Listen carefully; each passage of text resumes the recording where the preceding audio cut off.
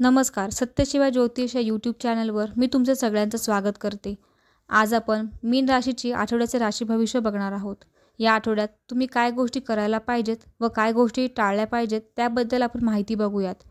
त्याआधी जर तुम्ही या चॅनलवर नवीन असाल तर चॅनलला नक्की सबस्क्राईब करा व बेल आयकॉन प्रेस करा. त्यामुळे पुढील येणारी या राशीबद्दलची माहिती तुम्हाला वेळोवेळी मिळत जाईल. चला तर मग मीन राशीबद्दल माहिती पाहूयात.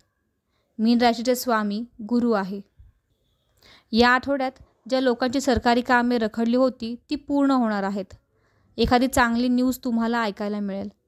शनी साडेसाती असल्याने मानसिक ताणतणाव थोडा जाणवेल, पण निगेटिव्ह विचार करू नका.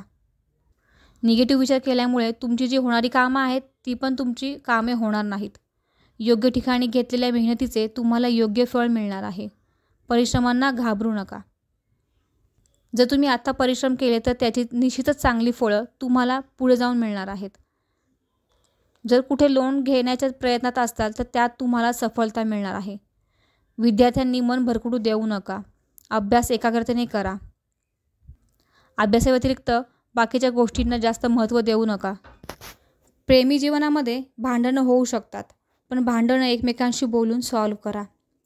वैवाहिक आयुष्यातही जोडीदारासोबत गैरसमज होऊ शकतात, पण लगेच ते दूरही होतील.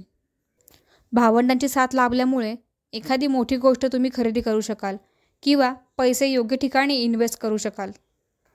या आठवड्यामध्ये आरोग्याकडे थोडे लक्ष द्या. एखादी ॲलर्जी होऊ शकते. बाहेरच्या गोष्टी खाणे टाळा. तसेच डोकेदुखी, पायदुखी, मणक्याचे आजार संभवतात. तरी मीन राशीच्या व्यक्तींनी त्यांच्या कामात येणारे अडथळे दूर होण्यासाठी श्रीहरी विष्णूंचे नामजप करा. तसेच कुलदेवताचे पूजन करा.